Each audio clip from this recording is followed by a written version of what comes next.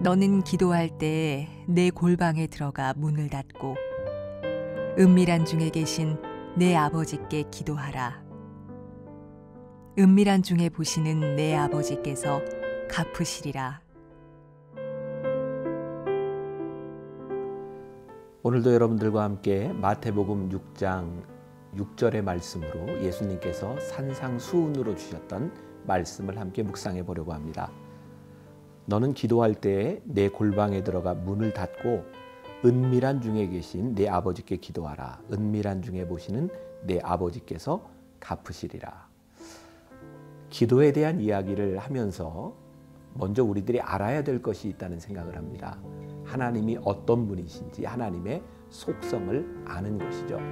우리가 잘 아는 것처럼 기도는 하나님과 우리들 사이에 인격적인 만남입니다. 이게 무슨 말이죠? 나 혼자 마음대로 기도한다고 되는 것이 아니라 하나님과 우리들 사이에 인격적인 만남이 일어나는 것이 기도입니다. 그러므로 우리가 하나님의 속성을 아는 것이 중요할 것 같아요. 그런데 하나님은 우리들이 기도할 때에 어떤 분이시냐면 은밀한 중에 계신 분이다. 그러면서 오늘 말씀에 너희는 골방에 들어가라. 이렇게 말씀하고 있습니다. 이 의미를 우리들이 좀 잘 알 필요가 있을 것 같아요. 여러분들에게는 기도에 골방이 있으신가요? 이 말이 어떤 공간적인 의미가 아니라고 하는 것을 여러분들은 너무나 잘 아실 것입니다. 골방이라고 하는 것은 공간적인 의미가 아니라 사람들의 눈치를 보지 않는 하나님과 우리들 사이에 아주 퍼스널한 인격적인 관계가 일어나는 곳, 그런 개념이겠죠. 제가 참 창피한 기억이지만 제가 26살에 목사가 되고 제가 군목으로 전방의 임지에 갔을 때입니다.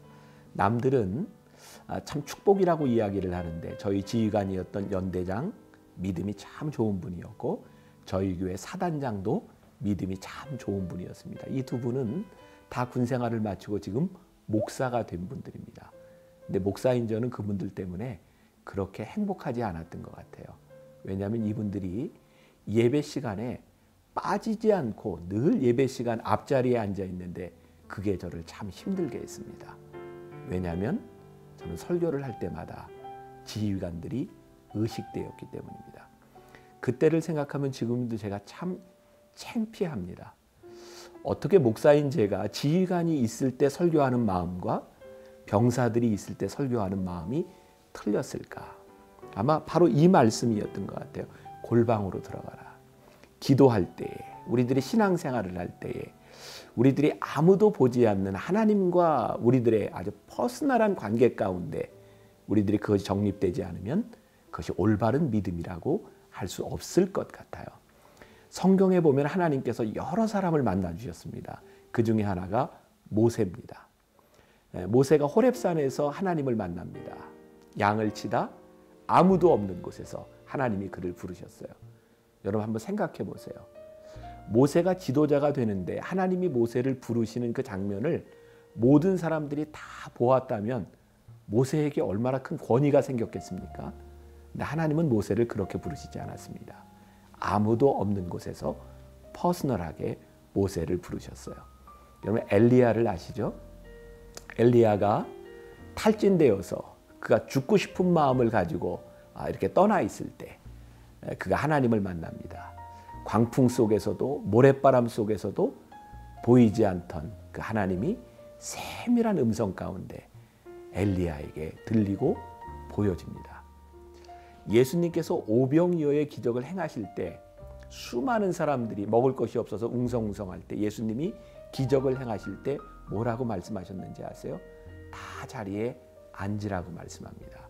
조용하라고 말씀합니다. 그리고 예수님이 축사하십니다. 또 한 사람 삭개오를 보세요. 삭개오가 예수님을 처음 만났던 장면. 삭개오가 어디에서 예수님을 만날까요? 뽕나무 위로 올라갑니다. 많은 사람들이 있었는데 그중에 그 많은 사람들 가운데 주님을 만나기 위해서 뽕나무 위에 올라갔던 나무 위. 어쩌면 그것은 삭개오에게 기도의 골방이었을지 모른다는 생각이 들어요. 12해를 혈루병으로 앓던 여인이 예수님의 옷깃만 만져도 나을 것 같다는 믿음을 가지고 예수님을 따라갑니다. 예수님 주위에 수없이 많은 사람들이 있었습니다. 여인이 예수님의 옷자락을 만집니다. 예수님이 누가 나를 만졌느냐고 이야기합니다. 여러분 생각해 보세요. 수없이 많은 사람이 있었지만 그 많은 사람들 가운데 그 여인은 혼자였습니다. 왜냐하면 예수님이, 그 여인이 예수님의 옷자락을 만진 것을 아셨다는 말입니다. 기도의 골방이라고 하는 것이 무슨 말일까요?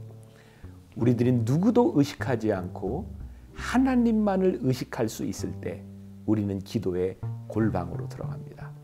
오늘 우리들이 묵상하는 이 말씀, 여러분들이 회사에 있어도 가정에 있어도 학교에 있어도 여러분들이 기도의 골방을 가질 수 있습니다.